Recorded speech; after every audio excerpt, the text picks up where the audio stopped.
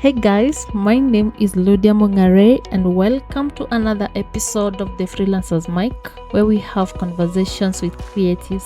It's all about you getting the mic and sharing your experiences.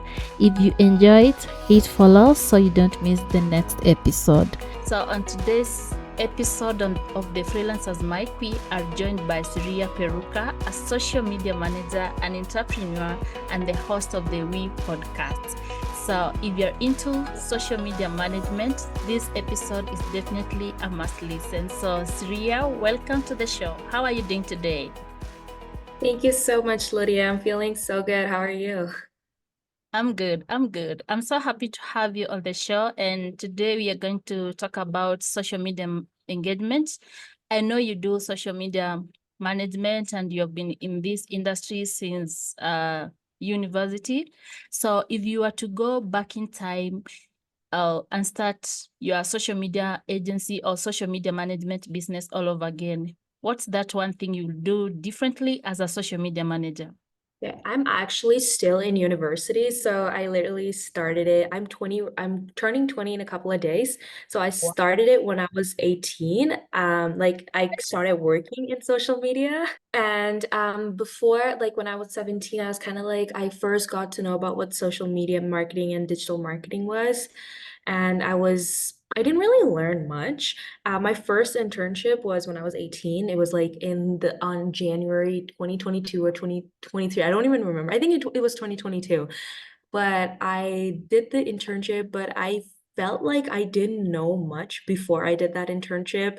And I was kind of like, this kind of happened two times for me, where I did the internships without really knowing what I was doing, without learning prior to doing those internships. So I kind of feel like the only thing that I would change is just learning before I start working and taking people's money, because I need to provide some sort of value to them in order for me to get paid. So, yeah, that's the only thing, because I do feel like I'm really young to be starting this. And I mean, I'm barely 20 right now. So I feel like I'm doing pretty okay in terms of like learning and being on this journey of entrepreneurship and social media manager. Wow, good job. Starting at 18. Wow, you have a good vision. You're still young. I Yeah. don't even need to say you're still young. You are young. Mm-hmm. So when you were doing your internship, were you doing specifically on specific platforms or just on platform, or there's something specific you were doing? Okay, so the first one I was doing kind of like all over the platforms, but mostly focused on TikTok. So I was working this one other woman who was the social media manager, and I was working with the founder to kind of make content for TikTok and write blog posts. And that's was mostly what I did. And I also kind of got into podcasting at the time. She also has a podcast. So I was doing the podcast scripting, and I also recorded a podcast, but it didn't go as well as I wanted it to, so we didn't end up posting it. But I've got that experience. And the second one, it was way better than the first one. It was mostly content creation and SEO. I really loved SEO. So and it was a remote job, and the content creation was all graphic designing. So it was all for Instagram. So those are the platforms. I love that you have multiple skills. And as a freelancer, I always tell people that I come across all the new freelancers that it's always good to have multiple skills. And I usually say you should have at least 5 skills so that when you're Right. reaching out to a client, when he says no to this skill, he looks on your list and says, I might need this one. So that puts you Mhm. uh, at a good position of getting that job. Yeah, I totally agree. Yes. In the beginning I just knew how to do Instagram, but now I've learned a lot. I've learned more about all platforms now, except for Twitter, because I really don't understand Twitter. Yeah. Oh, okay. Twitter is my go-to place, especially for news. And for entertainment. And sometimes I go there to look for clients because if you, most of the time people go to Twitter and post looking for a virtual assistant, looking for a social media manager. So if you go there using specific words that potential clients might be using to search for your skill, then you're good to go. I have Oh, had that's friends that have had a good experience looking for clients on Twitter. I'm gonna start doing that. I've never had Twitter. I never downloaded Twitter on my phone, probably because, like, of my age, it's like no one has Twitter, but I will definitely look into that. You should. Okay, given the recent changes in social media algorithms across all platforms, what do you think we should be done, or what should we do as social media managers to ensure that we maintain consistent engagement and reach? That's a great question because the social media algorithms are always changing. And I think by the time someone is listening to this podcast, the algorithms might be changed again. But so far, by my experience and what I've read and heard from experts, there are a few things that have been consistent on social media platforms, especially on platforms like Instagram and Facebook or TikTok, maybe. So there are quite a few things. It's not like you always have to keep on top of the trends and everything. So there's SEO, which is really important, but most businesses don't even have the time to do an SEO strategy, don't think it's very important. But in order for you to be seen, that is the platform. So firstly, there is the captions. You have to have meaningful and engaging captions. Just be descriptive and explain what it is, because even if it's like reels, if there is some information missing in your reel, then people go into captions. For example, if I want to go for a hike and this place is like very new to me, and the reel only showcases the beautiful pictures and videos of the hike, that I'd go into the captions to see where the hike is and where I can park and all that kind of stuff. So it's important to write captions, and many people use ChatGPT, and I'd suggest very, very, very strongly to not use ChatGPT. I've used it when it first came out and it didn't really go well because literally everyone has the same really fake captions, which really like at this point I wouldn't even go to that business page if they're using ChatGPT. And like honestly. And then there is the alt text that a lot of people miss out on. It's basically for accessibility, but if you have time, there's no harm in writing the alt text, basically describing what your picture is about. So it's a great SEO tool as well. And there is the hashtags that a lot of people don't think are useful these days, but it's still a great SEO tool. Many people have different opinions about it, but I think it still works because like when I want to search something, I just go to, like, for example, book talk is a really big thing, Bookstagram. So you just basically search Bookstagram and you see all the people who are using the Bookstagram hashtag. So I think it's still a great SEO tool. And there's also the optimizing their bio. You really need to have some keywords in your bio, like what your location is and what you do. A lot of businesses I've seen miss out on this, especially restaurants. They just create an Instagram page and start posting their food. But really, you need to let the people know where you're located, what kind of cuisine you specialize in, and all that kind of stuff. So that's one thing. And the other thing is to engage with your audience. Really, just like, you are not better than the customers are better than you. So you just kind of have that attitude, because you need to reply to your customers, you need to reply to their comments, you need to reply to their DMs. When, like, for example, if I'm asking you a question, you don't answer it, you're gonna get mad at me. You're gonna be like, why? Do you hate me or something? So that's the kind of thing to keep in mind. Like, just be engaged with your audience. The more engagement you get, the more viral your stuff get, the more people it reaches. And one last thing is kind of a tip, is to just don't post for the sake of posting. I've seen a lot of people do this, and I did it myself with my personal account. I kind of learned this the hard way. that it's better to post once a week, really high quality, meaningful content than posting every single day, meaningless content. I've heard that it's a great way to gain more followers and more engagement if you are posting every day, but it has to be meaningful and high quality content. You can't just be posting whatever and expect people to come to you. If it lowers your engagement, think about why you're doing it. Like every time you feel like you're randomly posting something, go back to your content strategy, go back to your social media strategy and think about why you're posting and then start posting again. That's the biggest tip. Wow, I love that. So you've spoken about SEO, hashtags, and posting, how many times you should post. So you've also spoken about ChatGPT. I know I have a different opinion. One thing I've learned about ChatGPT is that it will always give you auto-generated content. It will always give you the content that it gives everyone if you don't give it the right instructions. Very generic. If you want ChatGPT to give you the right content that suits your style, you need to give it the right instructions. You shouldn't go to ChatGPT and say, I want you to generate captions for this post. You have to give it the tone, the style, how you want it to be. For example, I usually tell my ChatGPT if I'm writing a post, I give it the style.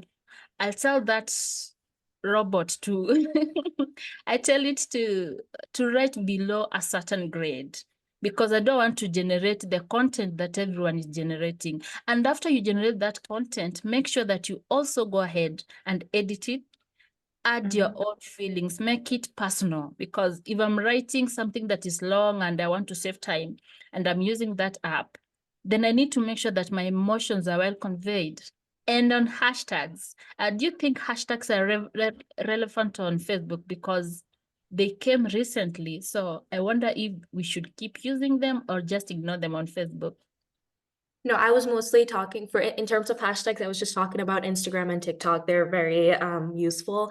In terms of Facebook, I never used a hashtag on Facebook, so I don't really think it's that relevant. And but coming back to ChatGPT though, when I say don't use ChatGPT, I didn't mean that like don't use it at all because I definitely use it to get an idea of what I want to post. And yes, there are a lot of templates, but I'm really talking about the art of copywriting here when I'm saying don't use ChatGPT. There are copywriters who do a great job in reaching to you that ChatGPT cannot. For example, no matter how many templates, how many I don't know what it's called, but how many times you ask ChatGPT to like write, like give specific instructions to ChatGPT, you still have to edit it. You still have to change the words. Like I totally agree with what you said because I see a lot of people like just using the very generic ChatGPT and putting it there, and So, it's really wrong because it just makes me feel like what are you even saying? It's so complicated. The yeah, words that you're using. yeah, the moment you go to that page and read in the world of in the really okay, we have been using those words before, but now they feel like ChatGPT completely. Even if Right, yeah. the moment that word comes to my mind, I always want to skip it. Exactly. I'm like, I don't want to hear the same embrace, amplify, and all that other words over and over again. Yeah, I get you. I get you. And in terms of posting, I know posting on okay, social media content can be so overwhelming. Posting on social media can be time consuming.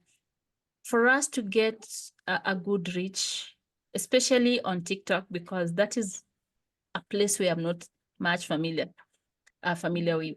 How many times should I post on TikTok for me to reach a good audience or a good number?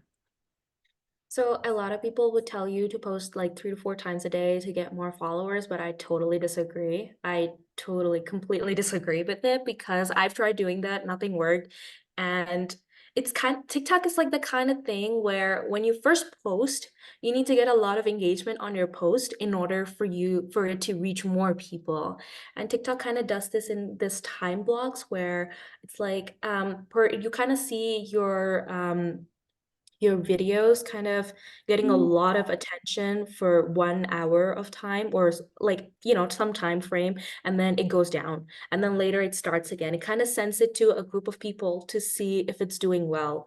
And so it's kind of like if you're posting 4 times a day, only one of your video is going to get that much attraction and engagement. But if you're posting meaningful content every single day, it's reaching more people. And when people, like a lot of people think that you can just post whatever you want on TikTok, which is true, but in order for you to grow, you definitely need to post something that makes sense. And it's because there's so much content on TikTok. There's so many users. You really need to stand out. You need to know what your message is. And I'm talking more about like businesses here. Even for like influencers, they you usually have 5 content pillars or whatever content pillars you have. I usually like to have 5 content pillars so that I have enough content ideas. So you really need to get back to that and make it high quality. Quality is important in order for it to get more engagement. Wow. I think I need to set time aside for me to learn TikTok. It's actually it's a great experimenting tool. I've been doing that for a very long time since my first internship actually. It's really interesting and it's really interesting how it works. You really should try it. Okay, I'm on TikTok, but my problem is getting that a bigger reach. Hmm. I'm not getting the reach that I want, the same way I do with LinkedIn, Facebook. I'm not a fan of Instagram, but TikTok, I'm trying to get into it, but Hmm. it's not that easy. It's getting on my nerves. It's kind of like you just have to keep going. It's because I see, when even when you look at really popular TikTokers, it's like some of their videos are like they get hundreds of thousands of views, and then some of their videos are getting like hundreds of views. So it's not all your videos are going to do well. So you just have to keep going, try make meaningful content, see what works for you, and keep doing it. Okay, did you jump on the latest trend of course, I'm a freelancer? No, I actually did not. Oh, the of course I'm a freelancer, I do this kind of thing. Yeah, I love that. And then I loved that if uh I was planning to get to jump on that one, but I didn't get time. Because I Mhm. noticed that you can use that one to market yourself, where you say, of course, I'm a freelancer. I'll edit your video if you give me clear instructions. Yeah, Yeah, because I there are noticed, so many things I can do. yeah, I noticed that people are not utilizing that trend fully to market their services. But then I'm not good with videos, like they take a lot of your time. Hmm. I totally agree, especially when you're handling other clients. You kind of your personal accounts are kind of like in the background there. Yeah. Okay, awesome. On to my last question. And how do you maintain authenticity and connection with our audience while striving for a higher levels of engagement and on different social media platforms? Like you want to be authentic and at the same time, you want to maintain that connection with your audience without faking it. Hmm. That's a really great question. And as humans, we want to connect with people who are similar to us or who are real, who are authentic, who are kind of facing the same issues that we're facing so that, it's like we kind of feel like we're not the only person, we're not alone in this world. And I personally think that in order for your content to get engagement, you need to be real, you need to be authentic. And for businesses, it could be like what how are your problems solved, how are your solutions, how are your services, or how are your products solving my problem. And in order for them to do that, the businesses have to be authentic and people have to be authentic. And it's kind of like right now it's very easy to spot someone on social media platforms who are being fake. and people don't want to follow you, and and it's kind of like, I don't know if you noticed this, but a lot of people on Instagram specifically are really hesitant to follow you. Like your videos get so viral, but when you look at the amount of followers that you got because of that video, Yeah. nothing. And yeah, I'm so surprised about it, especially for personal accounts. For businesses though, people are, from my experience, they are not very hesitant to follow them if they're getting some sort of value with that thing. But especially for personal accounts, if you're just posting aesthetic videos and you're getting so many views, but then you don't get followers, it's because people are being very choosy. They want to follow the people who they can relate to, who are being authentic to them. So how can you ensure that you're authentic is very simple. Like it's in the question, just be authentic. Just ask yourself, like, just go back to your, if you're a business, just go back to your core values of the business and just like take a piece of paper and write down who your target audience are. Write down like the complete buyer persona, and then you would find your voice and your tone and all that kind of stuff. If do you want to use simple language, or do you want to be friendly, or do you want to be professional, do you want to be authoritative, responsible? All these kind of things come when you go back to what your core values are and who your target audience are. Who are you speaking to, and how can you speak to them? That's a really good strategy. But if you're just asking me, how can I be authentic? Well, it's in the question. Just be authentic, be real. Every time you're posting, just think back. Are you being real, or are you exaggerating stuff a little bit here? And is that hurting your audience? Is that misleading your audience? Just go back to all the questions and you'll get your answer. Awesome, awesome. And if you are to give tips to someone that is starting out, someone that wants to be a social media manager and is listening to this podcast right now, what are the some of the tips or the most powerful tip that you will give that person? I have so many tips. If it's firstly, learn. Really, there it's everything is free. Just go to the HubSpot is a great way to get started. I took HubSpot social media marketing course. I went on LinkedIn Learning to take some courses and really learned about these things. And don't just learn, take notes and then start putting it into practice, whether it be your personal account or just go to some business that you know and do it for free. And a lot of people say don't do it for free, but I personally think it's a great way to get started, because you need to have a portfolio in order for you, like, no matter where you go right now, in order for you to get a job as a freelancer or a social media manager, you need to have a portfolio and you need to do some sort of work. If you get a job, like an internship like I did, that's a great way to get started. You build your portfolio there. But if not, just get started on that. Really work on getting, like, don't just, okay, so that's okay, I'm gonna tell you a little bit of a story right now. So when I was doing my internship, I was just focusing on posting stuff. I wasn't really focusing on the analytics or what my KPIs are. I wasn't trying to, I didn't have a social media goal. So firstly, whenever you're working for a brand or a company, just have a goal, like increasing the engagement rate by 10% or increasing the sales by 2%, some sort of goal, so that you would be able to make a case study and show your results. So that's basically my goal, my advice, sorry. Oh, I love it. Wow. And someone that is listening right now, and maybe that person wants to reach out to you to work with you or to ask something, are you open to questions? Of And how course. does the person reach out to you? How does the person get to you? Okay, my website is under work right now, so that will not be it. But I'd say right now it would be LinkedIn is a great way to reach out to me.